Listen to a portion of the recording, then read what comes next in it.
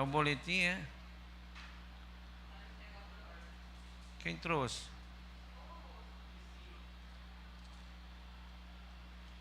Olha aqui.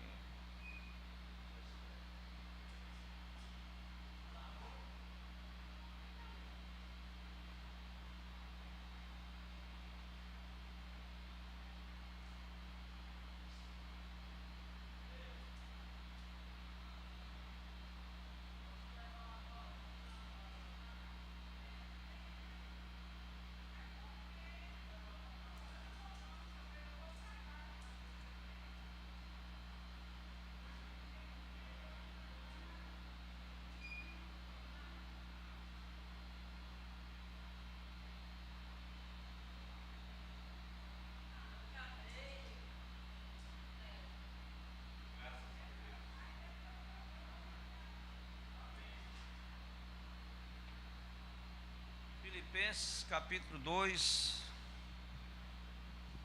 versículos 2, de 5 ao 7. Filipenses capítulo 2, versículos 5 e o 7. Hoje nós temos a Arimateia está viajando, com a esposa, aniversário de casamento. Tende em vós o mesmo sentimento que houve também em Cristo Jesus, pois ele, subsistindo em forma de Deus, não julgou como usurpação o ser igual a Deus.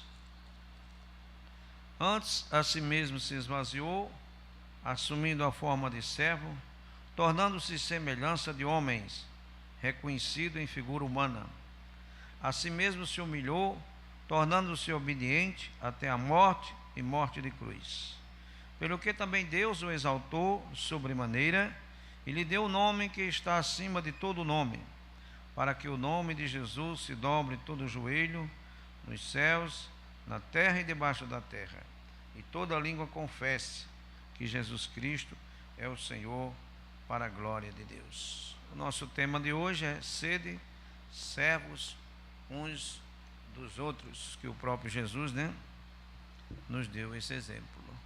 Nós vamos cantar umas 2 músicas com Samuel, e aí nós vamos orar um pouquinho e passar a palavra para o nosso irmão Sérgio, que vai trazer o estudo neste momento,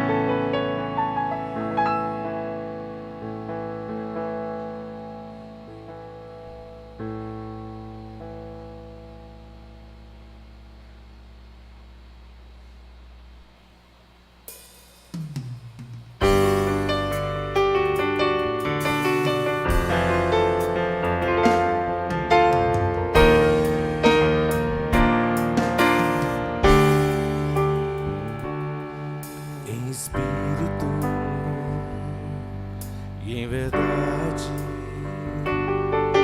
te adoramos, te adoramos, em espírito, em verdade,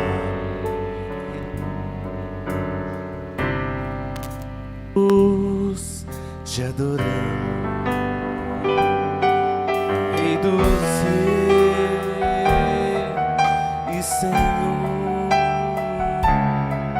te entregamos nosso viver, Rei dos Reis e Senhor, te entregamos nosso viver pra te adorar.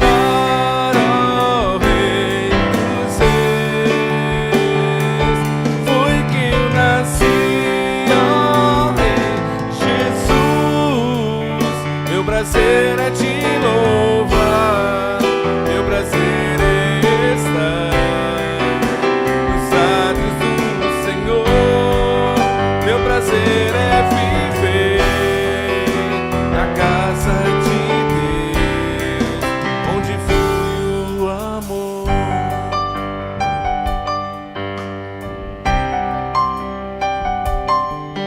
Em espírito,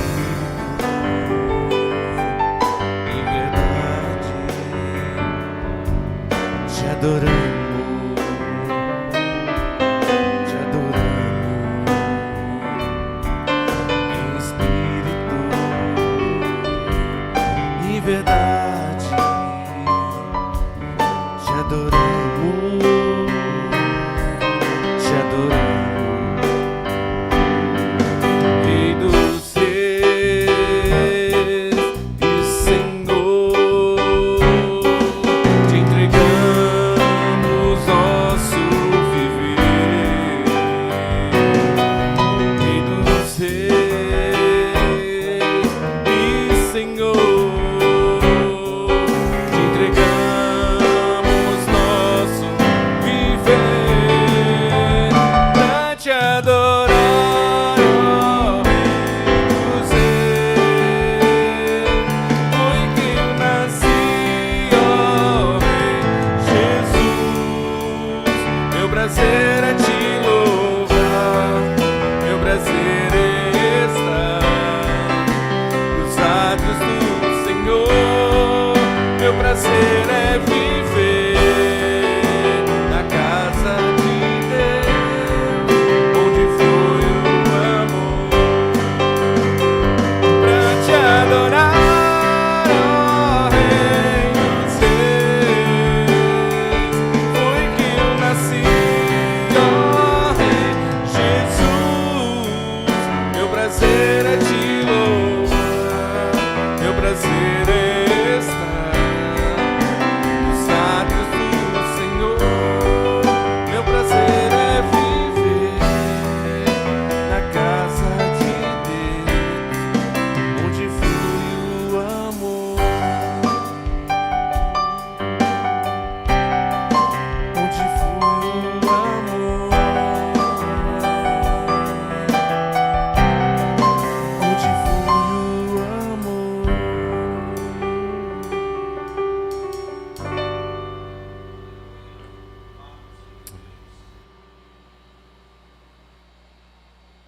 Amém. Louvado seja o Senhor. Irmãos, nós vamos pedir ao nosso irmão Evandro para vir orar aqui por mim, por Márcia. Queria convidar a Márcia aqui na frente. Ontem nós completamos 34 anos de casado, dia 10 de dezembro de 88, né? Uma bênção.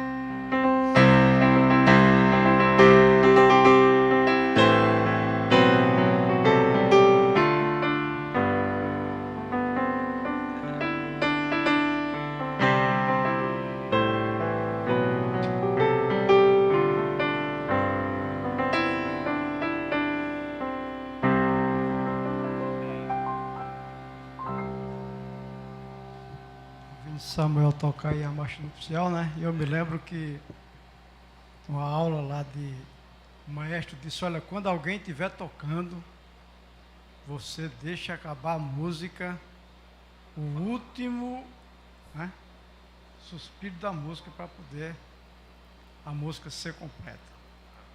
Amém? Vamos orar? Nosso Deus, nosso Pai, glorificado e exaltado seja o teu nome. Nós te louvamos, Senhor, por esse momento na tua presença. Te louvamos pelo privilégio de podermos estar aqui para juntos louvar e engrandecer o teu nome. Agora, Senhor, neste momento, queremos te apresentar o casal Pedro e Márcia, 34 anos de casados. Que a cada dia eles possam aprender, Senhor, um com o outro, aprender contigo, Senhor, viver um para o outro e juntos fazer a tua obra, Pai.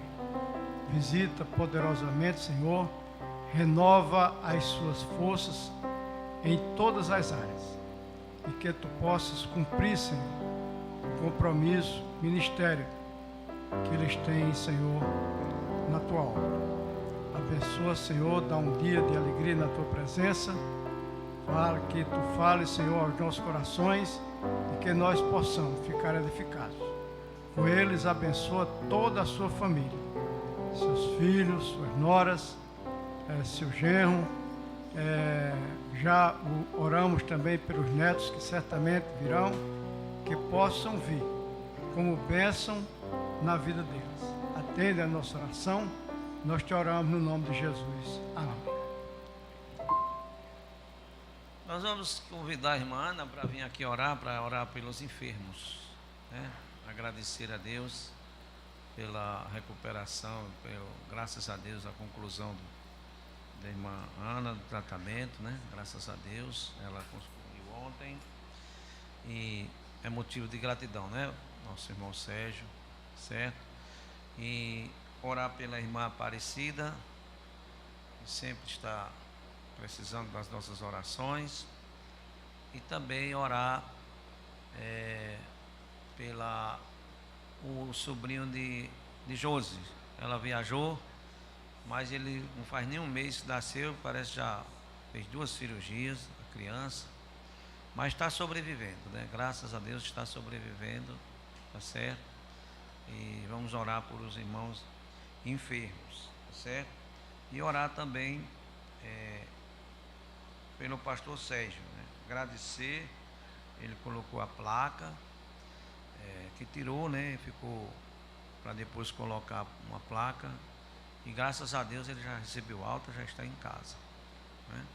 Então não está podendo receber visita no momento, vamos deixar ele se recuperar mais, para depois a gente fazer uma visita a ele, e motivo de muita oração, o milagre de Deus na vida dele, né? Então a irmã Ana ora por esses pedidos. Ana, ora por Ana Aparecida, ora pelo pastor Sérgio Paulo e ora por Ravi, né? Tá certo, para a glória de Deus. Graça e paz, irmão. Pai Santo, maravilhoso, em nome do teu Filho Jesus, estamos aqui diante de ti para te louvar, para te exaltar, para engrandecer o teu nome e para Deus te clamar tua misericórdia, meu Senhor. Estamos aqui, Deus, a clamar um Deus que tudo pode fazer, um Deus que ele é médico dos médicos, um Deus que faz cirurgia sem deixar cicatriz, o Deus que opera milagres e maravilha. Paizinho querido, em nome do teu Filho Jesus, queremos te apresentar os teus filhos que se encontram enfermos. Quero te apresentar a tua filha, a missionária Andresa. Deus, vai ao encontro da tua filha, passa o teu sangue sobre o corpo da tua filha, repreendendo aquelas enfermidades, renovando a vida da tua filha, dando força, para que ela possa, Deus, continuar firme nos teus caminhos, fazendo a tua obra. Paizinho querido, queremos te louvar, Deus, pelo milagre alcançado na vida do pastor Sérgio. Deus, que tu visita o teu filho nesta hora, renove cada dia a sua fé, renove as suas forças, completa a obra, Deus, que tu começaste. Deus, te louvamos pelo pastor, Senhor, que tu operasse milagre na sua vida. Te louvamos, Deus, porque tu és o Deus de milagres, Senhor. E em nome de Jesus, continua fazendo proeza, Senhor, no meio dos teus filhos. Também queremos te continuar pedindo pela vida de Ana, Senhor. Abençoa a tua filha, renovando as suas forças. Completa a obra de dentro para fora, de fora para dentro na vida da tua filha. Para que a tua filha possa gozar por muitos e muitos anos, Deus, no teus caminhos, fazendo a tua obra, no meio de sua família. Deus, nós te louvamos pelo milagre da vida, Senhor. Paizinho querido, quero te pedir por Ravi. Deus, tu tem milagre na vida daquela criança, Senhor. Continua operando, Deus, na vida daquele bebê. Deus, quantas coisas ele já passou, Pai. Mas tu já sabia, Deus, que ele ia passar por tudo aquilo no ventre da sua mãe. Deus, que através, Deus, da vida de Davi, tu complete a obra na vida da sua família. Tu opera milagre de salvação na vida da família de Josi. Deus, em nome do teu filho Jesus. Também te pedimos, Deus querido, por Cida, Senhor. Vá ao encontro da tua filha. Derrama sobre ela o teu bálsamo, meu Senhor, a tua paz. Derrama sobre ela a cura na sua mente. Renova as forças da tua filha. Repreenda as dores e as enfermidades. Dai força e vigor para que ela possa estar na tua casa, para te louvar e glorificar o teu nome. Paizinho querido, eu te peço por outros teus filhos que se encontram enfermos. Vá ao encontro de cada um, Senhor. Os membros da tua casa que se encontram enfermos. Opera milagre neste dia. Passa o teu sangue sobre o seu corpo, Pai, repreenda as enfermidades. Renovando a fé, a ousadia, o amor, pois está na tua presença. Deus, te apresento nesta hora, Pai, aqueles que se encontram no leito dos hospitais. Que o teu Espírito Santo nesta manhã passeie nos leitos dos hospitais. Vai afofando os leitos, Pai. Vai operando um milagre de salvação, um milagre de cura, fazendo cirurgia. Entra no isolamento, meu Senhor querido. Entra naqueles quartos, na UTI, Deus no CTI. E opera milagre para a glória do teu nome. Pois tu és o Deus que opera ontem e continua operando. Faz proeza neste domingo, Senhor. Faz salvação, libertação, transformação. Aviva a tua obra, Senhor. Toca nesta manhã na vida dos teus filhos. Toca nas nossas vidas. Tira o que não te agrada. Nos usa como instrumento de tuas mãos. E milagre, Deus querido, no nosso corpo físico e espiritual. Em nome do teu filho Jesus. Continua conosco. Fala aos nossos corações. Em nome do teu filho Jesus. Amém. Convidar o nosso irmão presbítero Sérgio para que Deus possa estar usando nesta noite, nesta manhã, né? Em nome de Jesus Cristo, tá bom?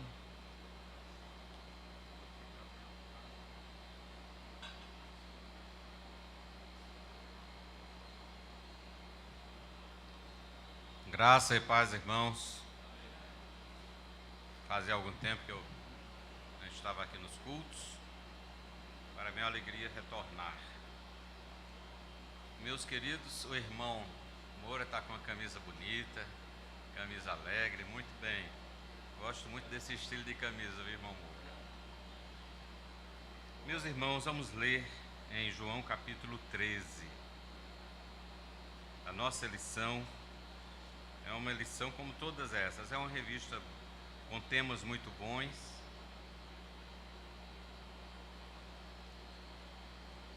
Temas desafiadores.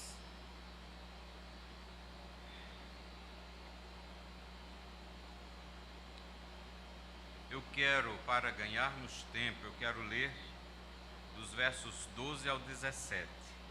Nós conhecemos muito bem esse texto. Este texto fala de um dos últimos momentos mais significativos de Jesus com os seus discípulos. Eu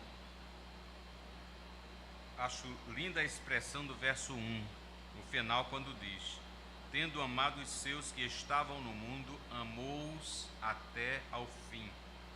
Que coisa linda, né? O amor de Jesus não muda, não esfria e nem aquece.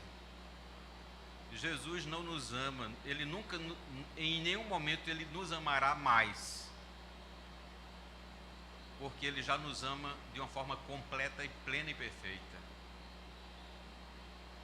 Agora é de grande significado que Ele, nada que nós fizermos o fará amar-nos menos, porque todos os motivos a gente dá, mas Ele continua nos amando com amor pleno por toda a vida. Verso 12: desse texto que é conhecido como o texto do lava-pés. Foi uma lição que Jesus deu aos seus discípulos de forma dramática, usando esse momento de forma assim simbólica, ilustrativa, e assim Jesus ensinou uma das lições mais preciosas aos seus discípulos. Verso 12: depois de lhes ter lavado os pés, Jesus pôs de novo as suas vestimentas e, voltando à mesa, perguntou-lhes: vocês compreendem o que eu lhes fiz? Vocês me chamam de mestre e senhor, e fazem bem, porque eu o sou. Ora, se eu, sendo senhor e mestre, lavei os pés de vocês, também vocês devem lavar os pés uns dos outros, porque eu lhes dei o exemplo para que, como eu fiz, vocês façam também. Em verdade lhes digo que o servo não é maior do que o Senhor, nem o enviado é maior do que aquele que o enviou. Amém. Agora vamos ler também em Gálatas, capítulo 5, versos 13 e 14. Gálatas 5, 13 e 14. Porque vocês, irmãos, foram chamados à liberdade, mas não usem a liberdade para dar ocasião à carne, pelo contrário, sejam servos uns dos outros pelo amor. Vamos recitar em voz alta esta sentença: sejam servos uns dos outros pelo amor. Todos nós: sejam servos uns dos outros pelo amor. Porque toda a lei se cumpre em um só preceito, a saber, ame o seu próximo como a você mesmo. E eu ainda quero ler capítulo 2 de Filipenses, versos 7 e 8. Filipenses 2, 7 e 8. Pelo contrário, Jesus se esvaziou, assumindo a forma de servo, tornando-se semelhante aos seres humanos, e reconhecido em figura humana, ele se humilhou, tornando-se obediente até a morte e morte de cruz. Amém.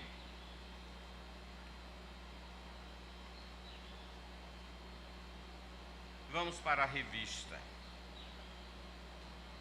Estarei lendo alguns textos da revista, é uma lição muito boa. Peço perdão aos irmãos por estar usando óculos escuro, mas aqui o meu óculos quebrou exatamente aqui no início da perna e eu já mandei para consertar no mesmo dia, mas só vai ficar pronto terça. Eu vou ter que fazer um outro óculos e essas coisas demoram. Meus irmãos, à guisa de introdução, o comentarista faz uma boa introdução desta excelente lição. Em outras palavras, ele diz que os evangelhos apresentam Jesus como servo, especialmente o evangelho de Marcos, que declara esta verdade de uma forma profunda. Em Marcos capítulo 10, verso 45, e este é o verso-chave de todo o evangelho de Marcos. Todos os evangelhos, como o autor da lição fala, apresentam Jesus, entre outras coisas, como servo, apresenta como Senhor, como Deus, Filho, como Salvador, evidentemente, mas apresenta como servo. Ao longo dos relatos dos evangelhos, a gente percebe que Jesus sempre está, de uma forma ou de outra, servindo. E esse estilo de vida marcante na vida de Jesus, o evangelista Marcos, ele sintetizou no versículo que falamos, capítulo 10, verso 45, que diz: pois o próprio Filho do Homem não veio para ser servido, mas para servir e dar a sua vida em resgate de muitos. Que coisa linda e preciosa. Em Isaías, Jesus é apresentado como servo sofredor. O autor da lição nos apresenta isto ainda no primeiro parágrafo. E o pastor Luciano Peter Levitis, de São Paulo, em um artigo que publicou na Ultimato, ele diz o seguinte, que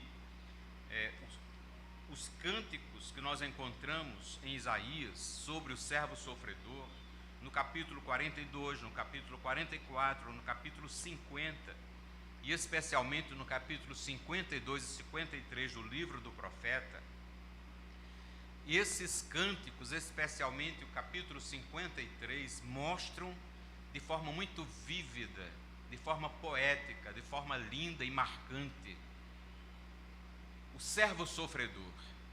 Alguns comentaristas, poucos comentaristas bíblicos, mas especialmente os rabinos, os estudiosos judeus, apontam que o servo sofredor de Isaías é Israel.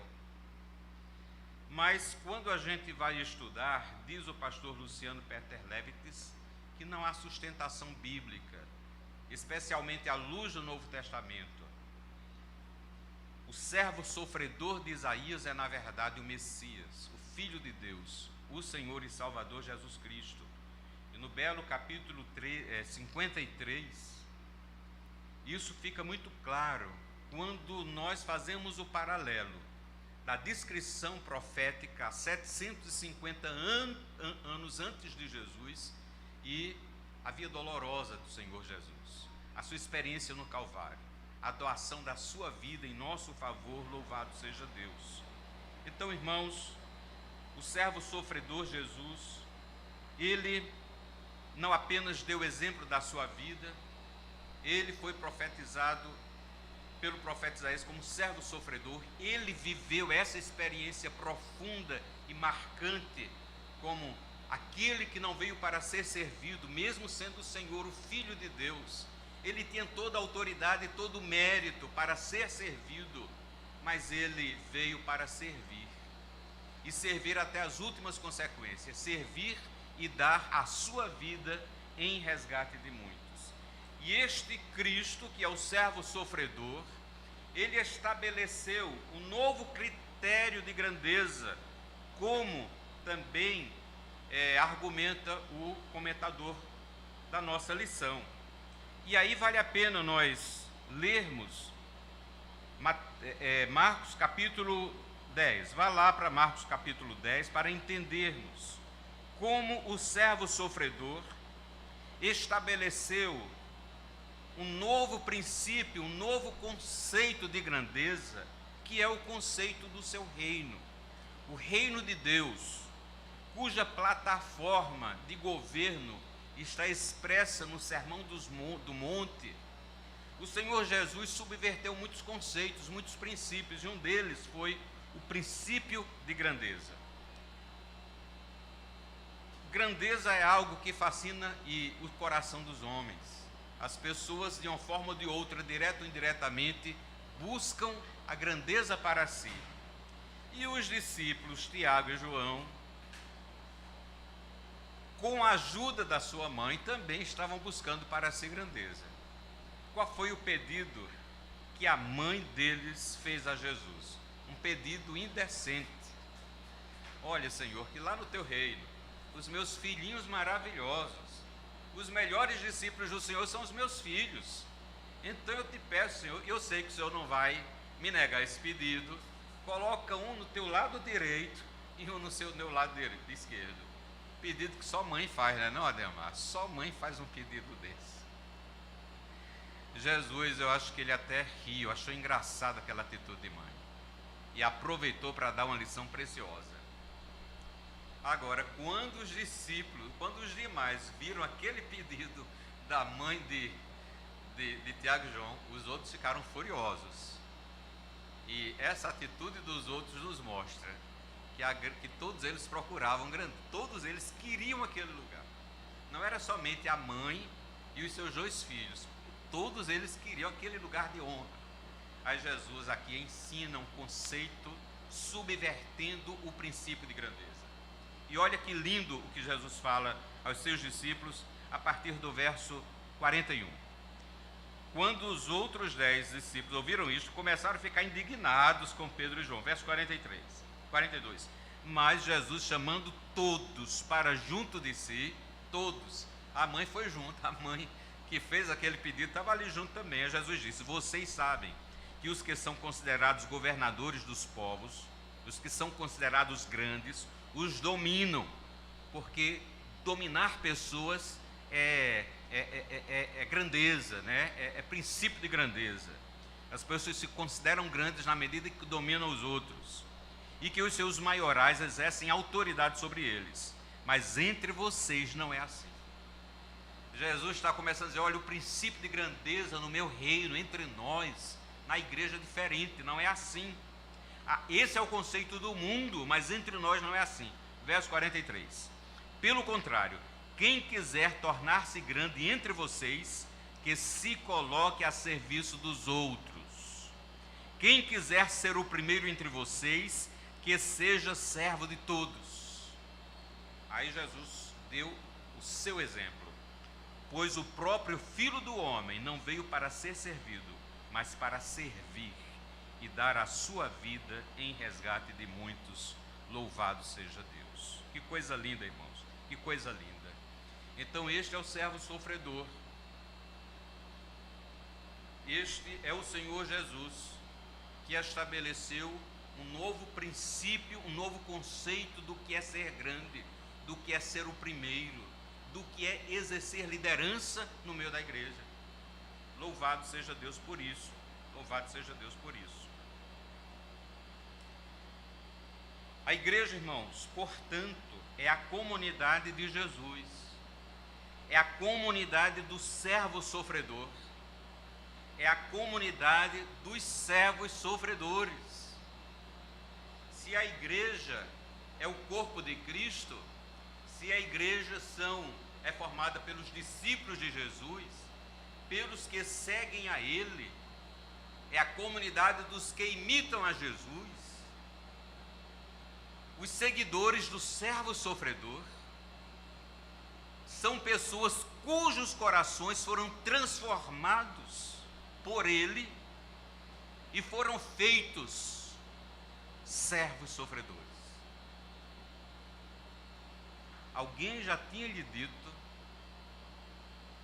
que você foi chamado para ser imitador do servo sofredor, aquele que não veio para ser servido, mas aquele que veio para servir e dar sua vida em resgate de muitos, e que, seguindo os seus passos, imitando a sua vida, você, meu querido irmão, e eu, nós precisamos, seguindo os seus passos, sendo fiéis ao seu modelo, nós devemos ser uma comunidade de servos sofredores. Você, meu irmão, foi chamado para ser um servo sofredor, à semelhança de Jesus. E aí, para concluir este pensamento, vá lá para Filipenses 2. Jesus, nos mínimos detalhes, ele nos deu exemplo. E hoje saltou-me aos olhos quando o pastor Pedro leu este verso 7 e 8. Como Jesus disse aos discípulos em Marcos 10, em Filipenses 2, Paulo reafirma: Jesus assumiu forma de servo. Jesus se fez servo. Verso 7. Amém? Você está lendo aí na sua Bíblia, assumindo a forma de servo. Amém? Está lendo aí. Como Jesus, sendo Deus, soberano, Criador dos céus e da terra, todo-poderoso, como Ele assumiu a forma de servo na sua encarnação. Verso 7. Qual é a primeira coisa que o verso 7 fala a respeito de Jesus, irmãos? Qual é a primeira coisa, Evandro, que o verso 7 fala de Jesus? Ele se esvaziou. Não há como se tornar servo sem se esvaziar. Se esvaziar da nossa vaidade, nos esvaziarmos dos nossos direitos, nos esvaziarmos daquilo que é nosso qual é, lá no imposto de renda, o que é que você declara como seu patrimônio? Lá na conta bancária, qual é a quantidade de dinheiro que está no seu nome? O contra-cheque que está no seu nome, qual é a sua renda? O que é que você tem? Jesus se esvaziou, e para ser servo tem que se esvaziar. A sua lista de patrimônio declarado lá no imposto de renda não é seu, aquilo é de Deus. É de Deus. Se esvazie. Consagre ao Senhor tudo que você tem. E muito mais difícil, tudo que você é. É o processo de esvaziamento. Jesus se esvaziou e não assumiu na sua encarnação a autoridade e as prerrogativas de ser Deus. Ele se esvaziou assumindo a forma de Deus e tornando-se semelhante aos seres humanos, reconhecido em forma humana, porque como é que se começa o verso 8? Reconhecido em figura humana, ele, como é que diz aí, André? Ele se humilhou. Ele se humilhou. Não há como você ser servo se você não se humilhar. Se humilhar diante do outro, se humilhar diante de Deus, se humilhar diante da sua esposa, se humilhar diante do seu marido, se humilhar diante dos seus filhos, se humilhar diante dos seus pais. Se humilhou. Nenhum de nós, nenhum ser humano, nem mesmo Paulo, para mim Paulo foi o maior de todos os cristãos. Depois de Jesus é Paulo. Embora entre Jesus e Paulo existe uma distância abissal, infinita. João também. Como Paulo ainda não havia sido alcançado, Jesus disse: entre os homens e mulher não há ninguém maior do que João.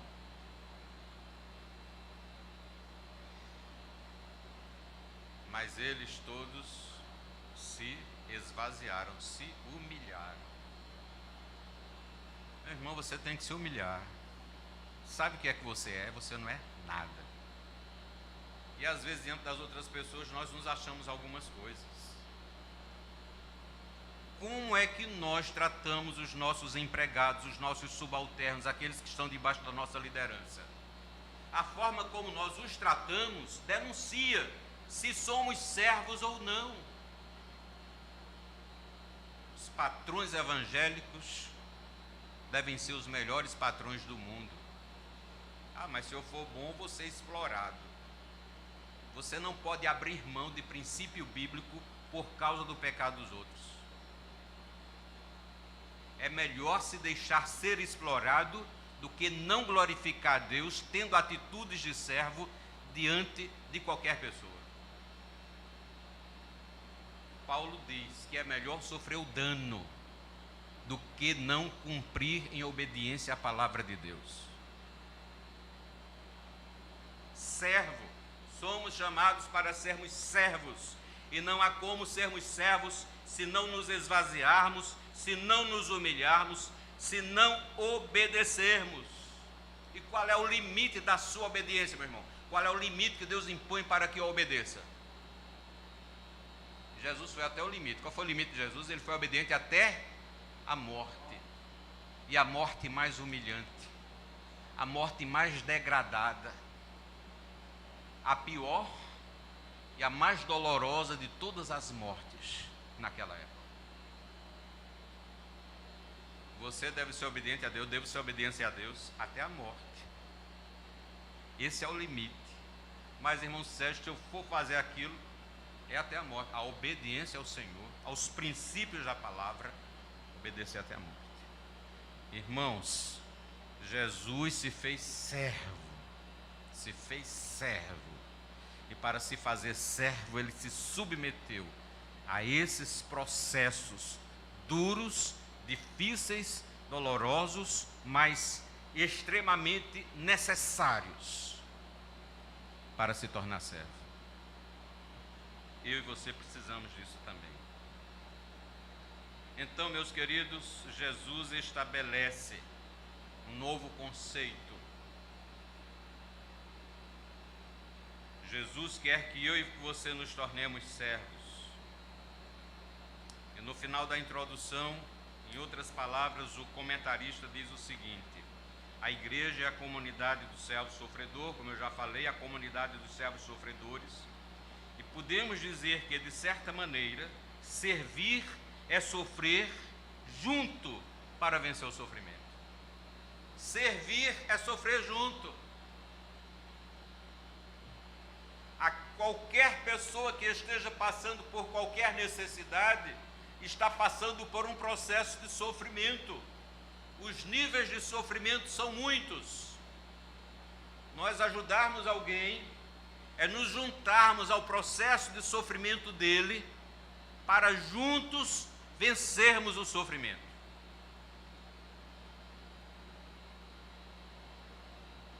Tem alguns processos de sofrimento que nós precisamos uns dos outros para vencermos.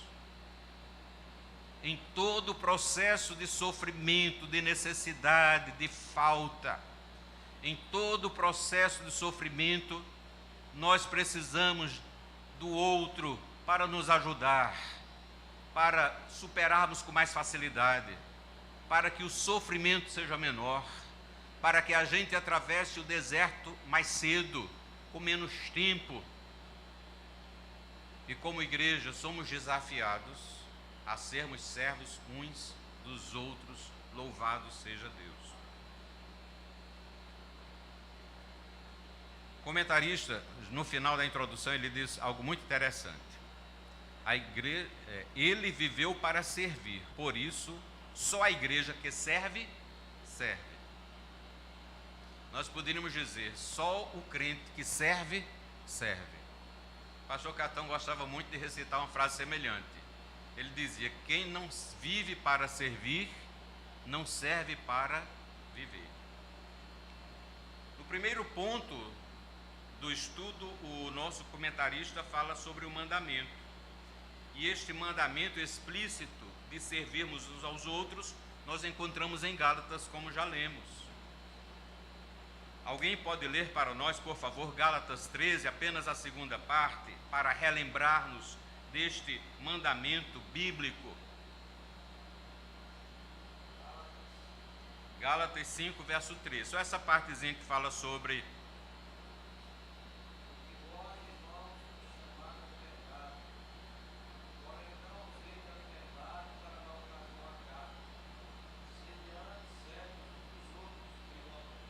servos uns dos outros pelo amor.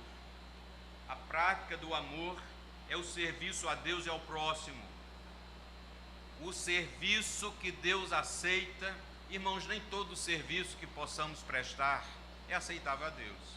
Às vezes nós prestamos um serviço que as pessoas aceitam, a igreja aceita, mas Deus não aceita. Porque Deus só aceita o serviço que é feito com a motivação certa e com o propósito certo. A motivação certa do serviço é o amor. E o propósito certo do serviço é para a glória de Deus. Tem pessoas que servem para serem elogiados, para serem vistos. Quanto mais asas dermos à vaidade do nosso coração e ao orgulho da nossa alma, mais servos seremos do pecado da vaidade, que inibirá todo o nosso serviço, de forma que, por melhor que fizermos, por mais que fizermos, Deus não aceitará, porque Ele não será glorificado.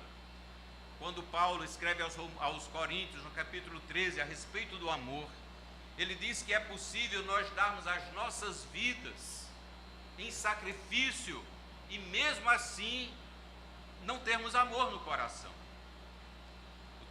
Alguns dias atrás eu falei sobre serviço, eu falei sobre, nem me lembro o assunto, mas sobre evangelização, exatamente, sobre evangelização.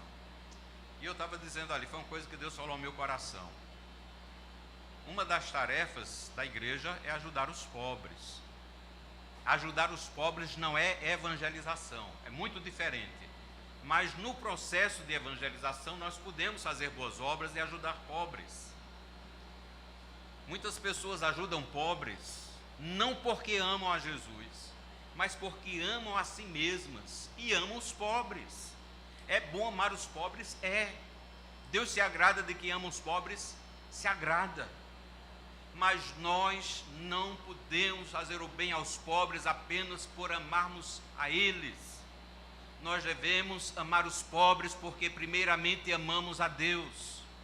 A força motriz do nosso amor a qualquer pessoa, a qualquer classe, a qualquer segmento, a qualquer etnia, deve ser o nosso amor a Deus.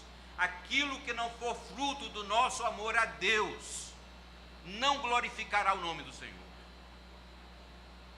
Devemos amar os pobres, fazer o bem aos pobres, boas obras para minorar algumas das suas necessidades, primeiramente porque amamos a Deus.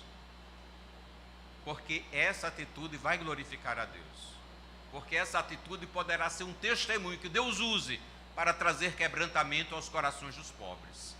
E em segundo lugar, porque eu amo os pobres. Aliás, é impossível, biblicamente falando, amar a Deus e não amar o próximo. E entre os próximos, os nossos próximos estão a família, a igreja, os pobres, os ricos, todas as etnias. Então, irmãos, a prática do nosso serviço deve ser uma prática revestida de amor, motivada pelo amor. E servir, queridos irmãos, deve ser a manifestação do amor de Deus através das nossas vidas. E deve ser também uma manifestação que amamos a Deus. E este tipo de serviço, motivado pelo amor a Deus e por amor a Ele, vai glorificá-lo, será aceitável diante dEle. Louvado seja o nome do Senhor. Mas, se em Gálatas Paulo nos fala que devemos servir uns aos outros, motivados pelo amor de Deus que é o cumprimento da lei. O cumprimento da lei é amar a Deus acima de todas as coisas e ao próximo como a si mesmo. E amar ao próximo é consequência natural de amar a Deus, pelo menos no coração daquele que foi convertido. Tem pessoas que não conhecem a Deus, não amam a Deus, mas fazem bem às pessoas, amam pessoas. Este é um tipo de amor e de relação, irmãos, que não glorifica a Deus. E tudo aquilo que não glorifica a Deus, no final das contas, não faz bem ao ser humano.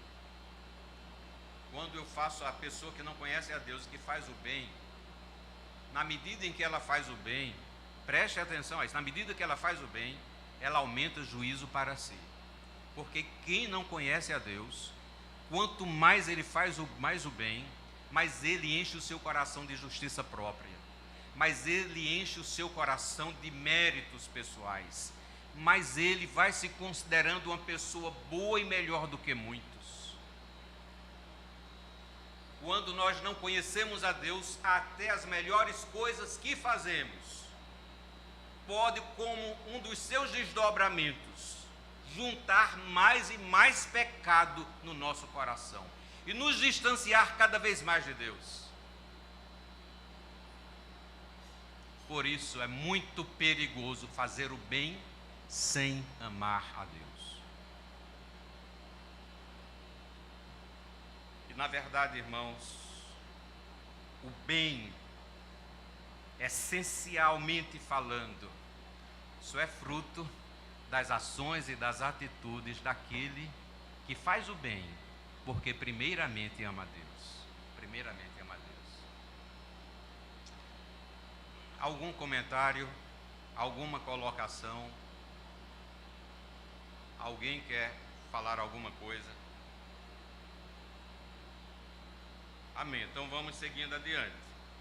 Então o Senhor Jesus nos deu exemplo, a igreja é a comunidade dos servos sofredores, porque a comunidade do servo sofredor, dos discípulos que seguem em tudo o seu exemplo.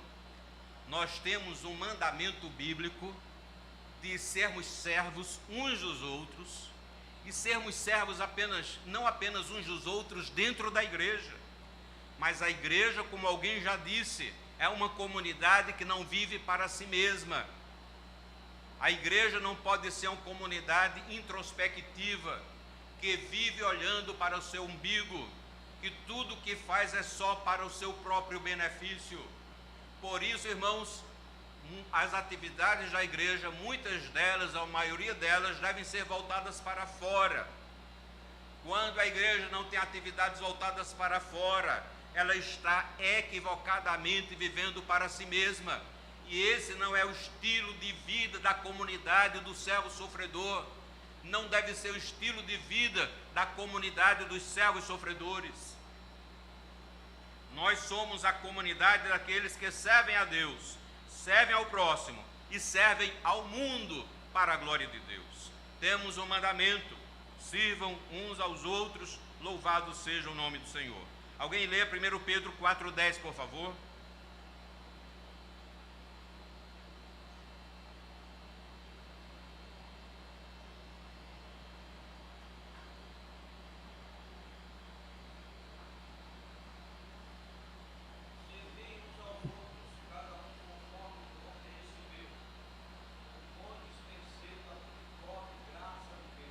Amém. Devemos ser servos fiéis, como bons dispenseiros da abundante, da multiforme, da inesgotável graça de Deus. Irmãos, sermos servos é administrarmos bem a graça de Deus em favor do outro, para a glória de Deus. Graça. O que é graça, meu querido irmão? O que é graça? Irmã Ana Cleide, se lembra o que é graça, irmã?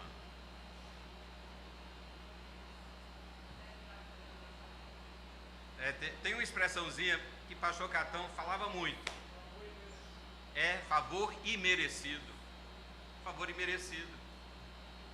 O exercício da graça, o gerenciamento da graça, como servos dispenseiros, mordomos desta graça, nós devemos administrar a graça de Deus como servos, servindo a pessoas que não merecem a manifestação da graça de Deus através de nós.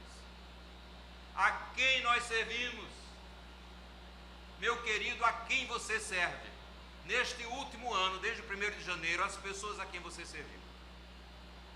Eu tento relembrar-me as pessoas a quem eu servi. Nós vamos chegar a uma conclusão. Sabe qual é a conclusão? Nós servimos ao longo desse ano as pessoas que nós achávamos que mereciam o nosso serviço.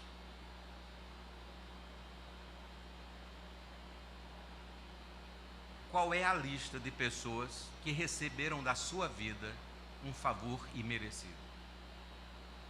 Aquele cara não merece, aquela pessoa não merece. Mas Deus me deu algo muito precioso. Deus me deu graça imerecida. É interessante, irmãos. Nós usufruímos da graça imerecida e não somos e não ministramos ao outro essa graça imerecida. A gente só quer servir a quem merece.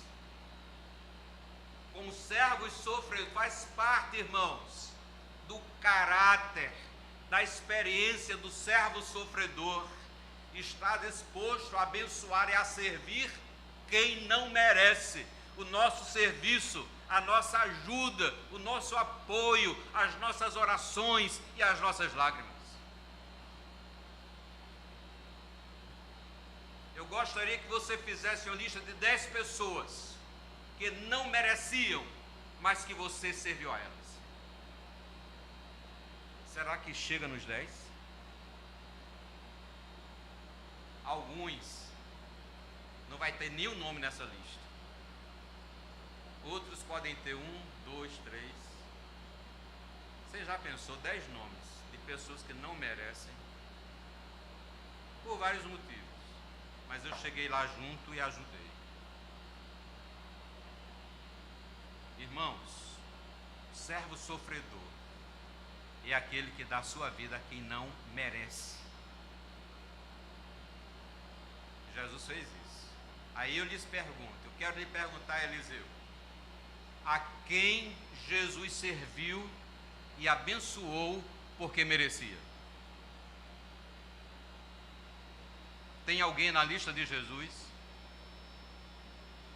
Tem alguém na lista de Jesus que ele disse, esse aqui merece, eu vou abençoar?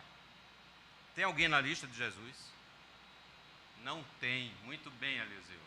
Você balançou com a cabeça negativamente. Na lista de Jesus não tem ninguém que ele abençoou por merecimento. A nossa lista é o contrário. A tendência da nossa lista é só ter pessoas que nós achávamos que mereciam. Porque quem não merece a gente risca. A gente não quer colocar na lista dos que nós vamos ajudar, dos que nós vamos apoiar, que a gente acha que não merece. Aí Deus nos dá a experiência da paternidade. Quantas vezes Isabelle não merecia? Quantas vezes Daniel não merecia o bem que eu fiz para ele? Isso já aconteceu com você como pai? Não merecia, mas eu abençoei. Irmãos, nós somos tão mesquinhos que a gente só é gracioso com quem a gente ama muito, através dos laços de sangue. Sabe quem foi que Jesus abençoou? Que Jesus manifestou sua graça? Aos que eram seus inimigos. Nós só abençoamos quem são nossos amigos. Às vezes nem amigos, tem que ser filho, tem que ser esposa, tem que ser marido. Às vezes nem com a esposa, nem com o marido a gente tem o coração aberto para sermos graciosos, como devemos ser.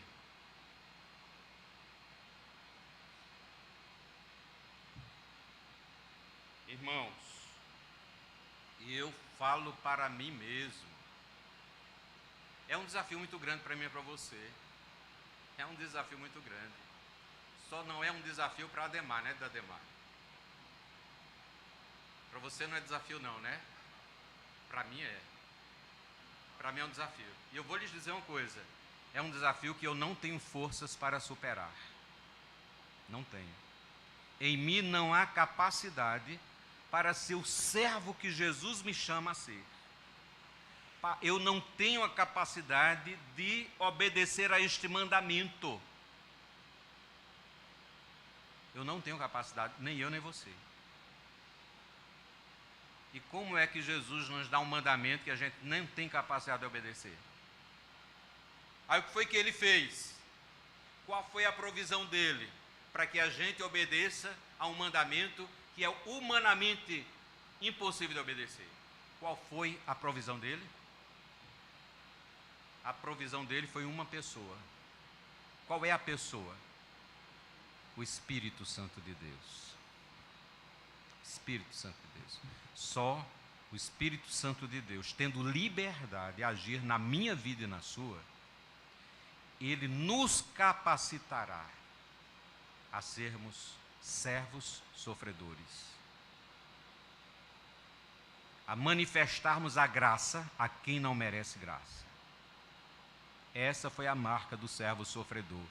Esta é a marca da igreja. Esta é a marca do cristão.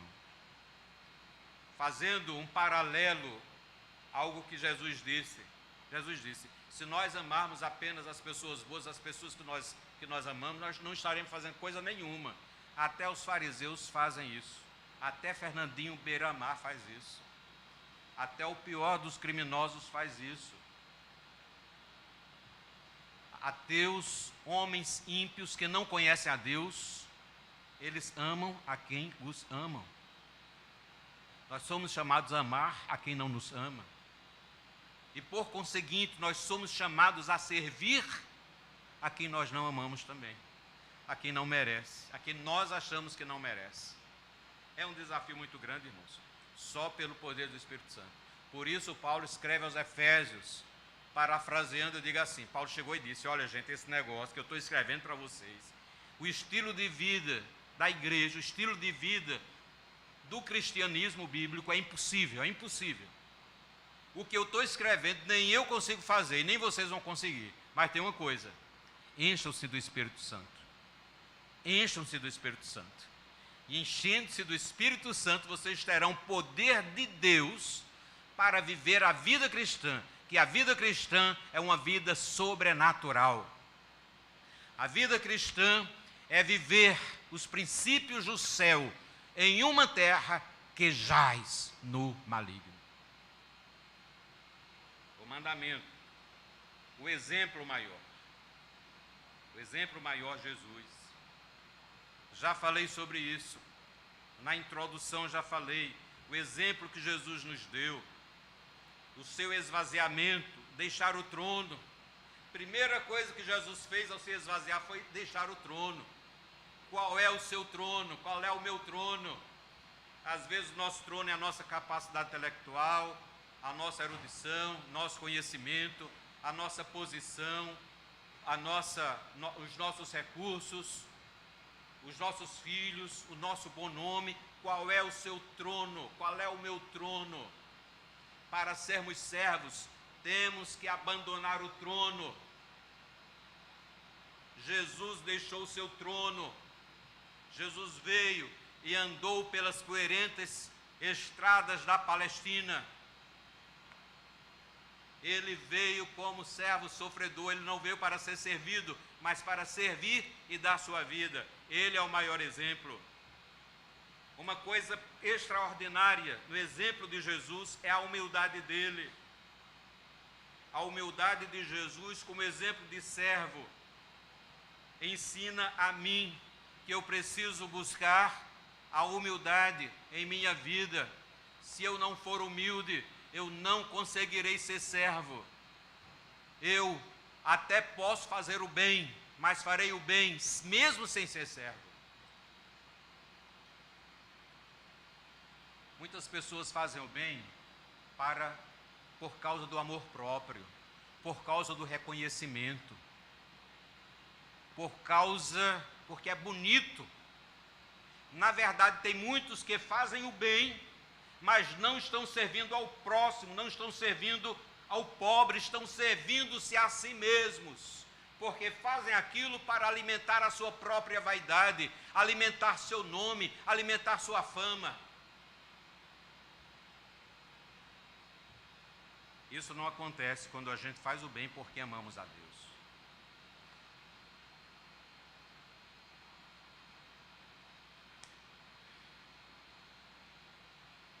João 13, 17. Vamos lá para João 13, 17. Muito interessante o que Jesus diz aqui. Falando sobre Jesus como exemplo. Se vocês sabem estas coisas, vocês são bem-aventurados, se as praticarem. Não é apenas termos o conhecimento teológico, não é apenas termos o conhecimento bíblico, é termos a prática. É a prática. E Jesus nos dá o exemplo. Verso 15, porque eu lhes dei o exemplo. E assim como eu fiz, façam vocês também. Jesus não apenas mandou. Muitas vezes tem pessoas que mandam, mas não fazem. É até que tem aquele ditado muito conhecido: façam o que eu digo, mas não façam o que eu faço. No reino de Deus, o reino de Deus não aceita isso. Isso é abominável aos olhos de Deus. Jesus disse: assim como eu fiz, façam vocês também.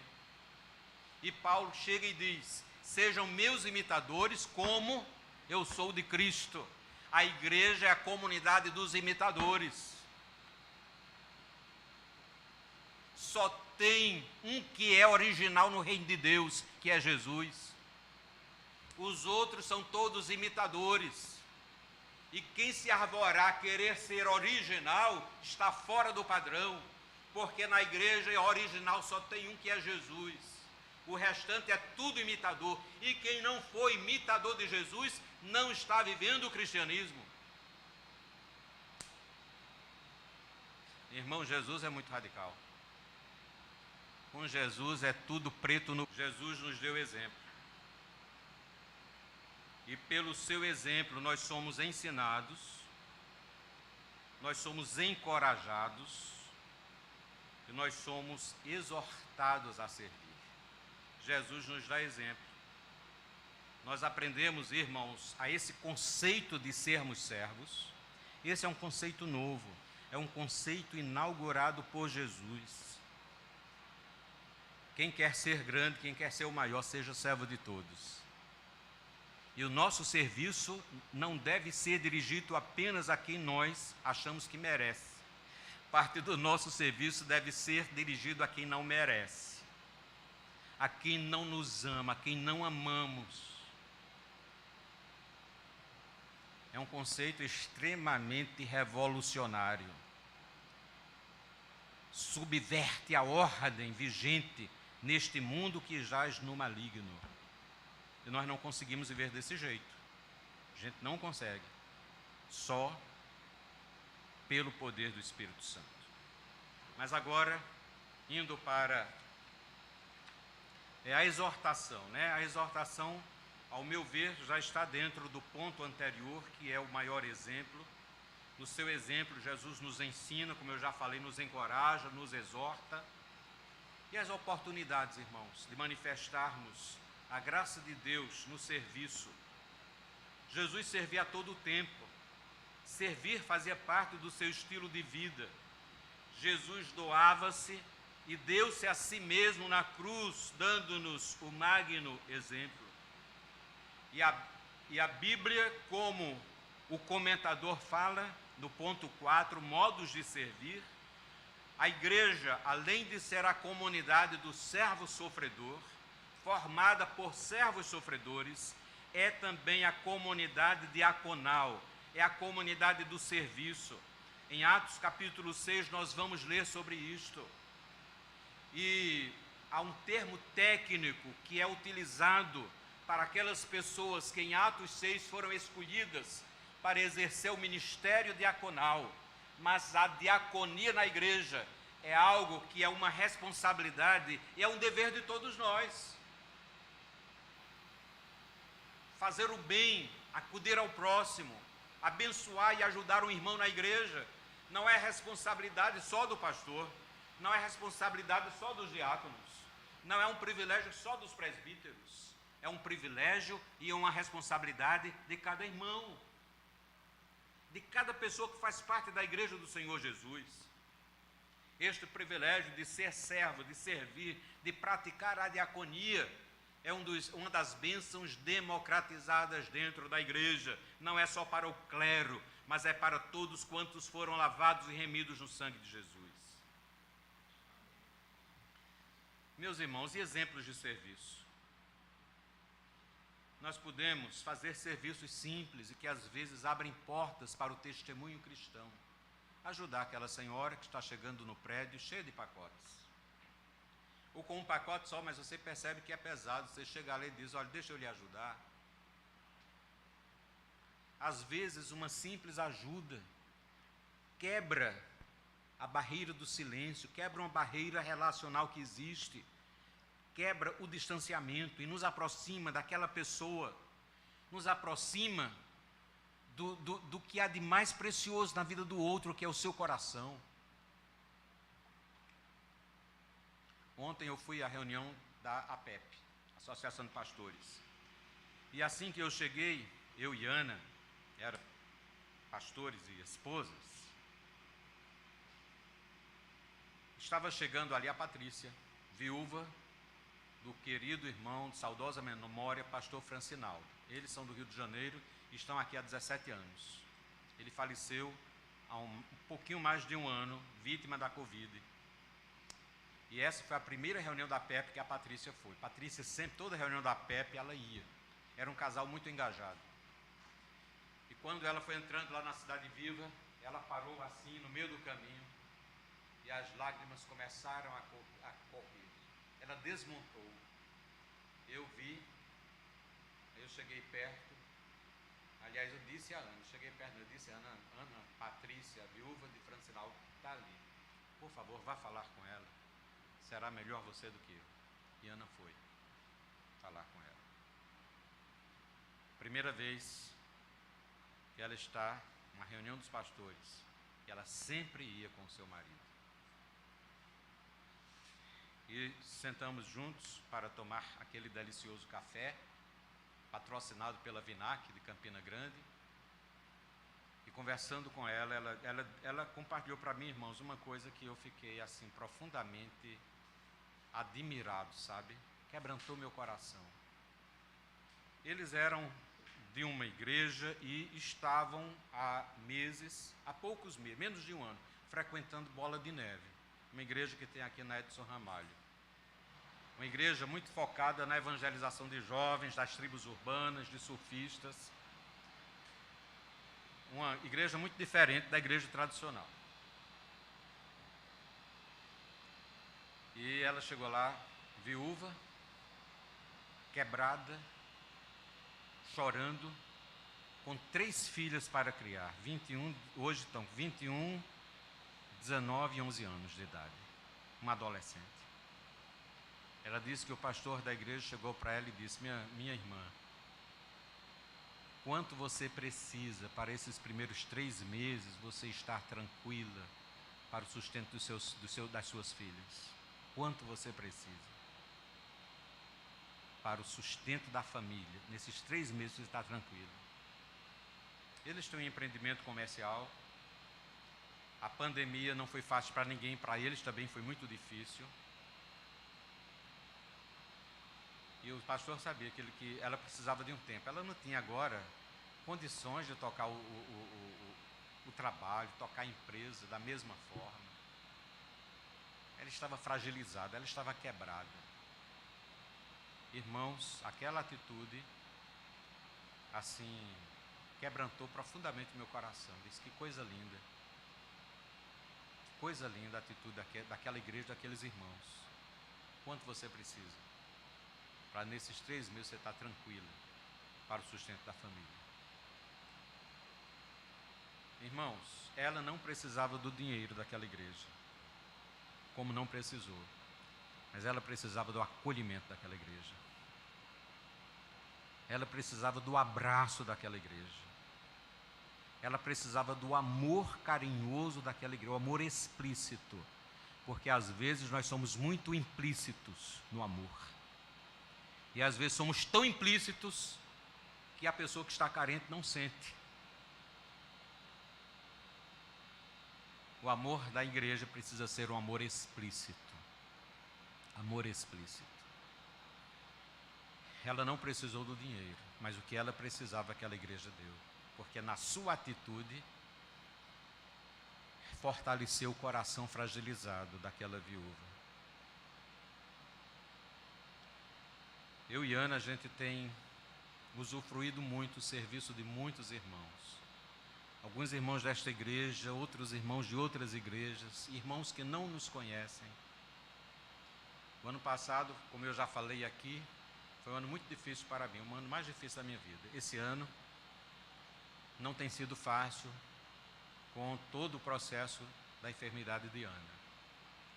Graças a Deus podemos dizer que Deus nos tem dado vitória. E como nos tem feito bem sermos servidos por irmãos. Fomos servidos de várias formas, por vários irmãos. E de uma forma ou de outra, Deus usou estes irmãos para mostrar o seu cuidado para conosco, que não estamos sozinhos, que Ele cuida, que Ele não deixa faltar nada, que o seu cuidado para conosco é eterno, é amoroso, supre não apenas em termos materiais, mas em termos emocionais. E muitas vezes a carência emocional é muito maior e traz um sofrimento muito maior do que o sofrimento material. E ninguém pode suprir melhor as carências daqueles que sofrem do que a igreja do Senhor Jesus. Que a carência não é apenas material, irmãos, é afetiva, é emocional, é da alma. A dor da alma e as lágrimas do coração não são enxugadas por dinheiro.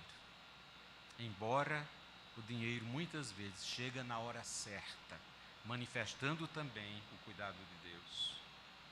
Oportunidades.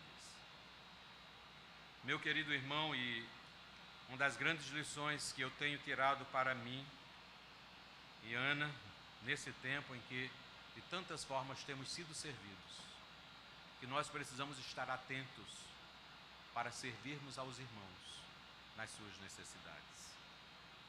Que Deus nos abençoe, que Deus nos dê a sua graça e que possamos servir uns aos outros. Irmãos, ao estudar esta lição e Deus falar muito ao meu coração, eu acho que a primeira lição dessa revista, a segunda lição, a primeira a introdução e a segunda lição, amem-se uns aos outros, corretíssimo. Mas eu acho que essa de serviço deveria ser a última. Sabe por quê?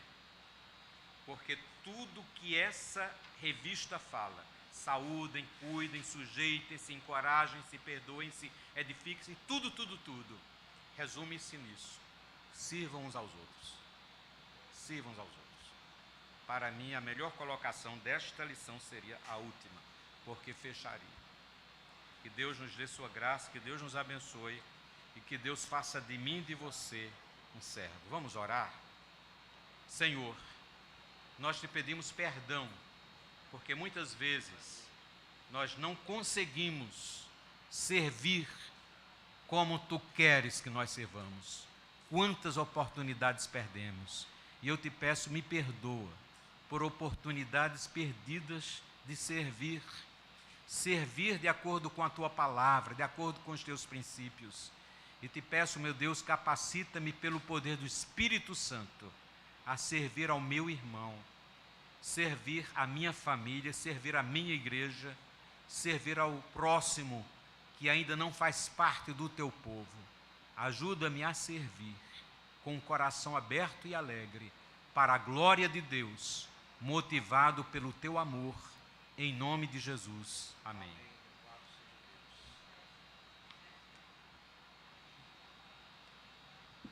Louvado seja Deus. Vamos cantar um hino com Samuel. Samuel está aí?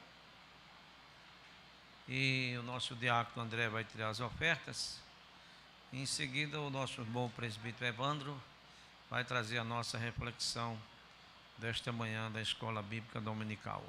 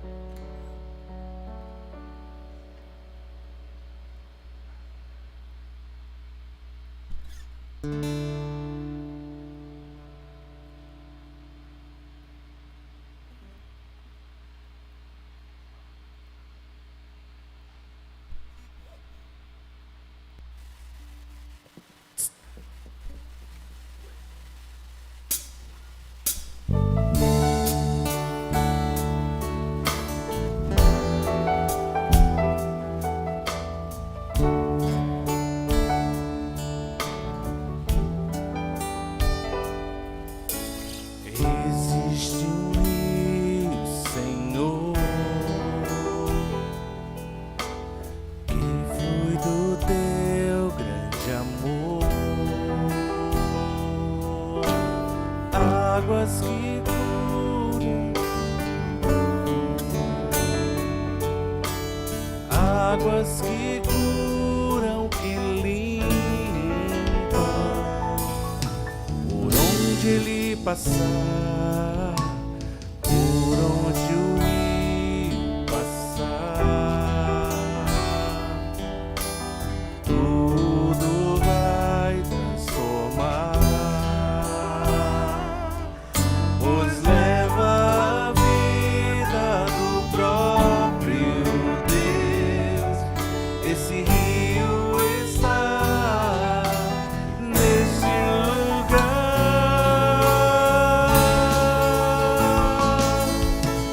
Quero beber do teu rio, Senhor.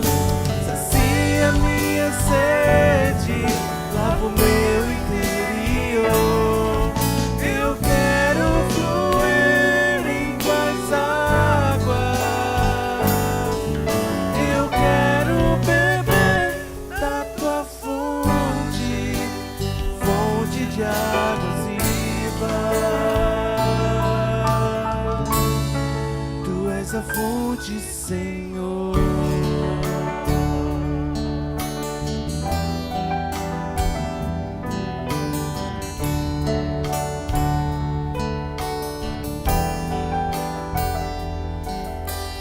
Existe um rio, Senhor, que flui do teu grande amor. Águas que correm do trono, águas que curam, que limpam, por onde ele passar, por onde o rio passar, tudo vai transformar, pois leva a vida do próprio Deus. Esse rio está neste lugar.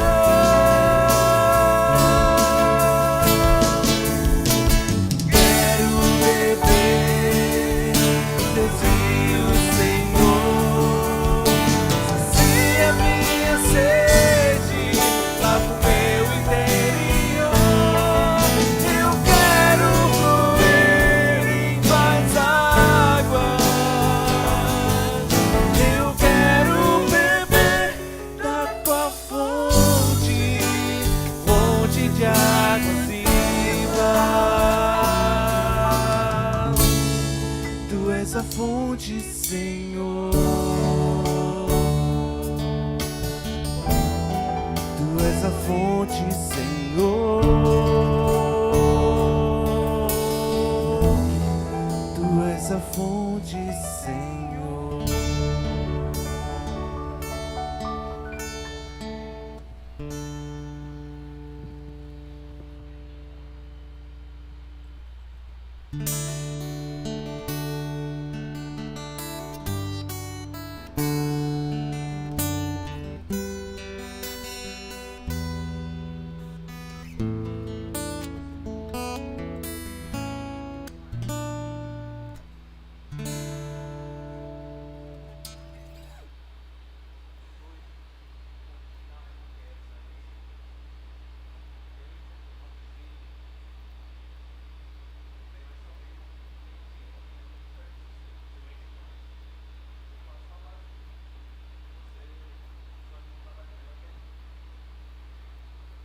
Meus irmãos, hoje nós estamos comemorando, né, o dia da Bíblia, né?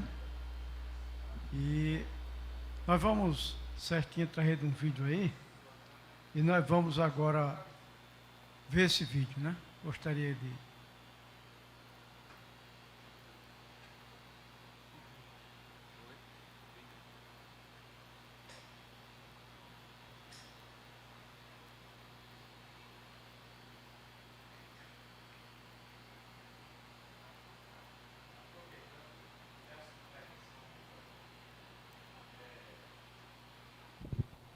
Peço permissão a Evandro e ao pastor, porque eu ia incluir isso aí no meu tempo, mas como não deu, Jaqueline insistiu que passasse.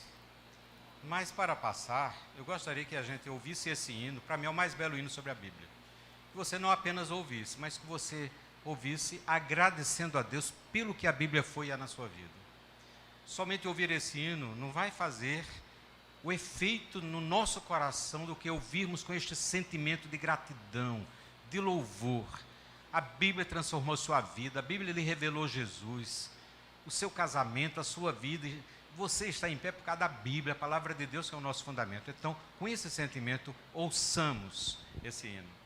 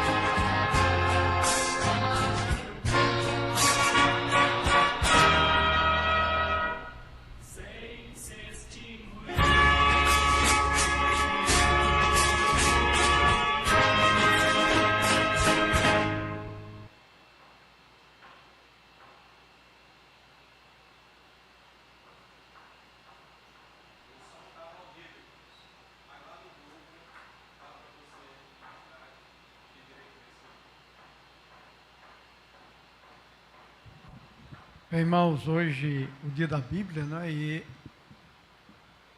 é muito interessante que a gente possa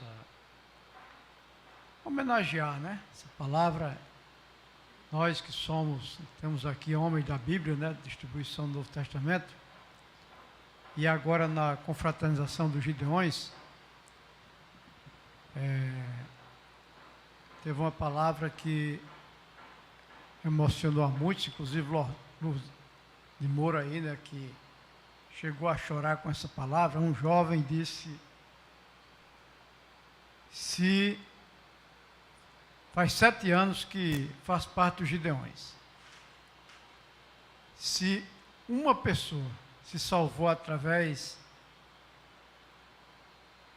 da leitura do Novo Testamento, já valeu a pena. Porque muitas vezes a gente trabalha por números, né? Eu distribuí 15 mil, né? Mas se um só leu. E, meus irmãos, a palavra de Deus é extraordinária. Você não deve perder a oportunidade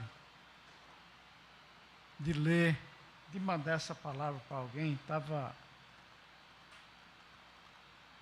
semana mandando uma mensagem, e o senhor que está passando por uma fase, dentre muitos que respondem, né, que às vezes a gente manda mensagem e pensa que a pessoa nem leu. Pessoa, obrigado. Estava mesmo precisando de alento. Grande abraço. Deus sempre tem a oportunidade para falar para quem quer ouvir, né? Eu vou ler aqui um texto, não vou passar do horário aí, vai ser bem rápido. Filipenses capítulo 4, diz o seguinte: alegrai-vos sempre no Senhor, e outra vez digo, alegrai-vos. Seja a vossa moderação conhecida de todos os homens, perto está o Senhor.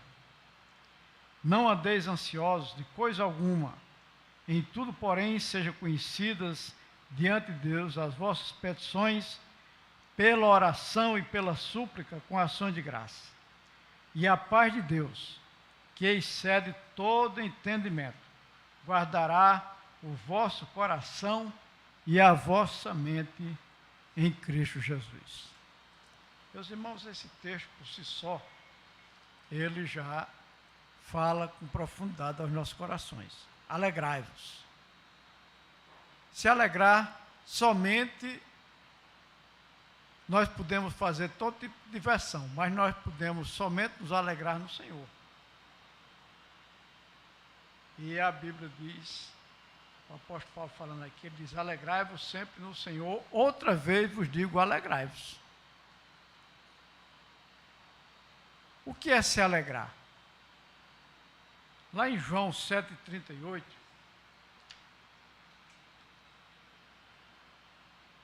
diz: quem crê em mim, como diz a Escritura, do seu interior flui rios de água vivas. É interessante que a nossa vida cristã, quanto mais nós estamos ativos na vida cristã, no evangelismo, na oração, nós nos alegramos. Quando a gente dá uma parada, a gente começa a ficar emburrado, né? Fica triste e perde o amor pela causa. Mas quanto mais a gente se envolve, do nosso interior flui rio de água viva. Por isso que a Bíblia diz: alegrai-vos sempre no Senhor. Não andeis ansiosos de coisa alguma. Hoje, a maior preocupação dos pais chama-se criação de filhos, né? E quem já criou os filhos tem a preocupação dos netos. Porque quando a gente... alguém já disse, tem um pastor amigo meu que disse: olha, rapaz, se eu fosse solteiro hoje, eu talvez não casasse para não ter filho, porque a coisa mais difícil é criar filhos. E hoje em dia, aí é que está complicado. E a criação de filhos é um parâmetro que você levou na sua vida toda. Por exemplo, a minha geração, e essa geração que veio posterior já à nossa, né, que minha de Sérgio, então já é uma geração que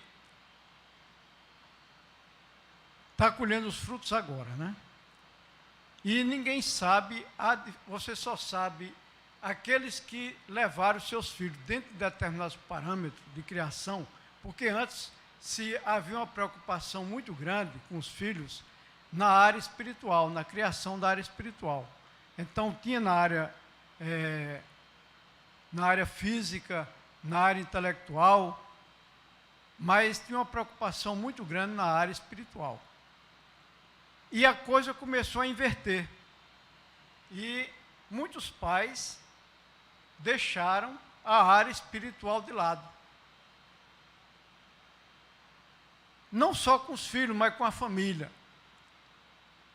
Tem muita gente hoje que, devido deixar os filhos sem assistência espiritual, os filhos estão desviados, não querem mais saber do caminho do Senhor. Mas os pais não têm coragem mais de chegar para eles e mostrar a realidade espiritual.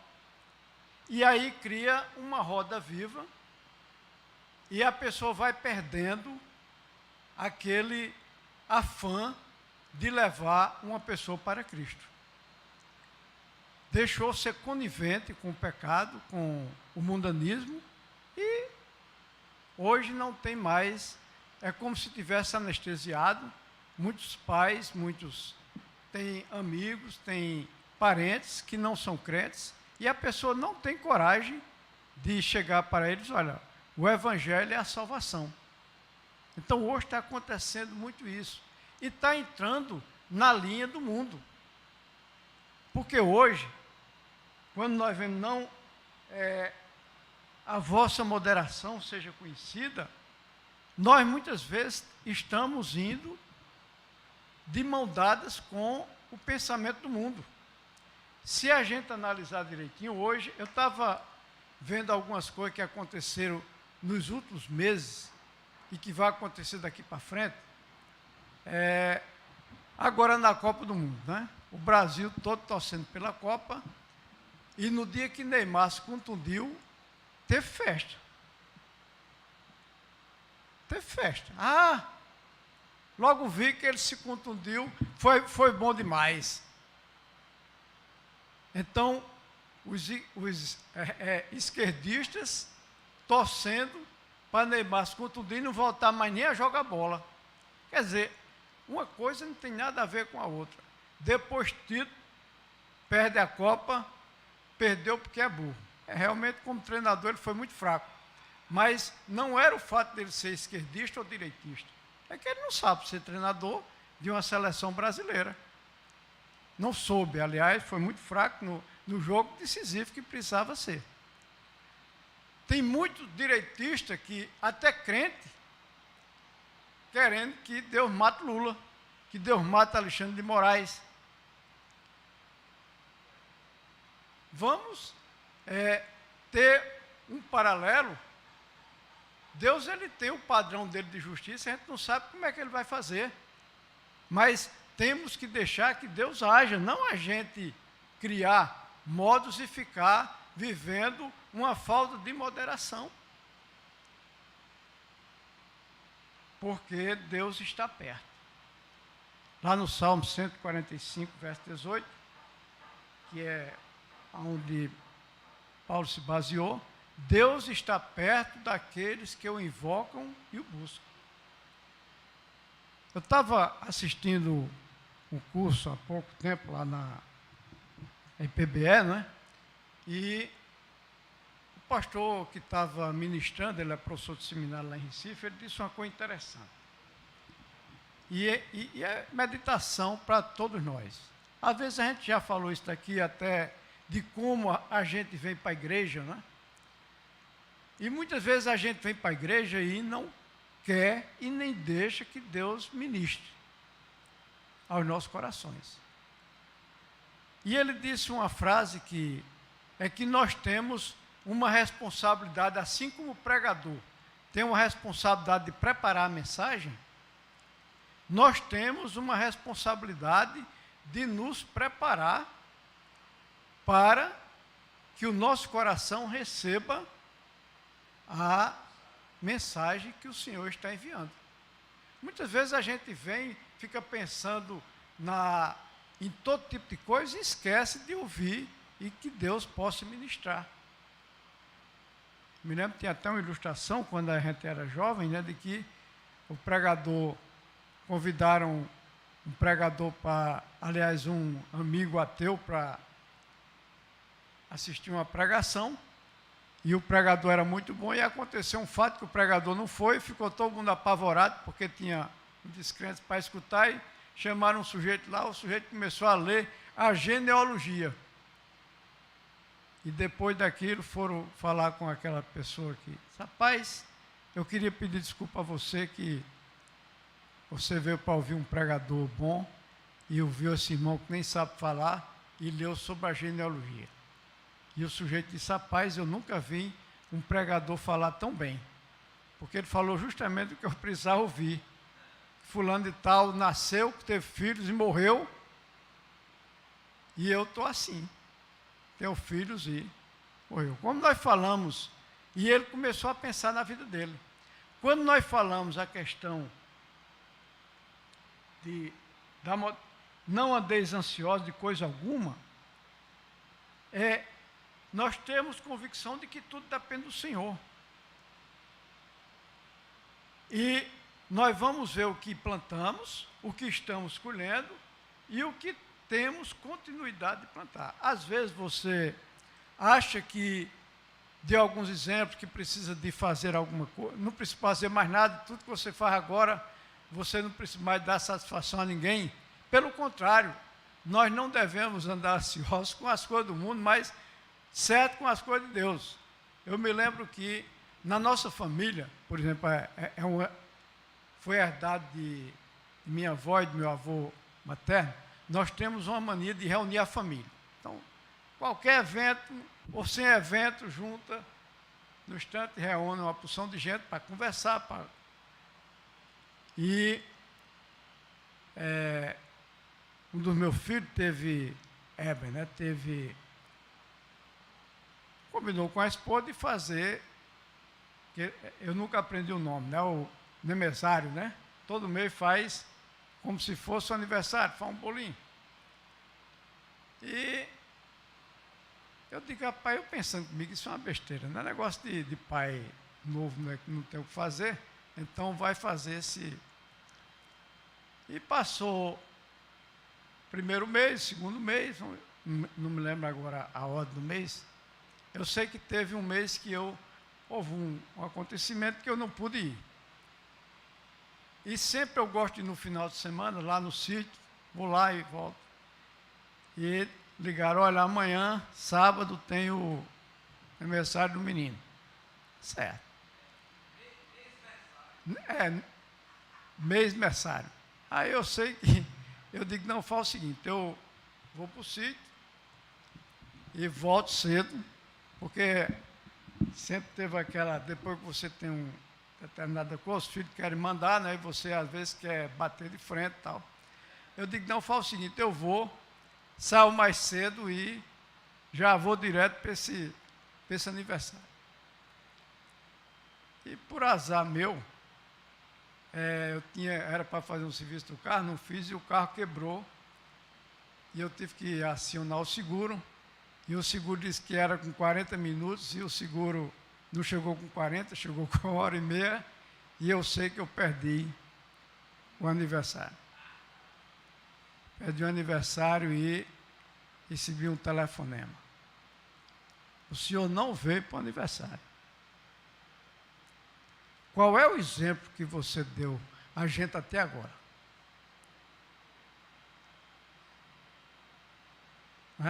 Qual é o exemplo que você está dando a gente até agora?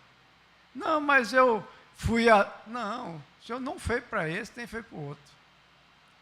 E agora, no dia que tem um sábado, eu não vou. Mas para lá, com medo de acontecer qualquer coisa, não está. Por quê? Porque a gente tem... E assim é como crente. As pessoas cobram do nosso propósito, como como é que está a sua família dentro do Evangelho, como é que estão seus parentes dentro do Evangelho, seus amigos dentro do Evangelho.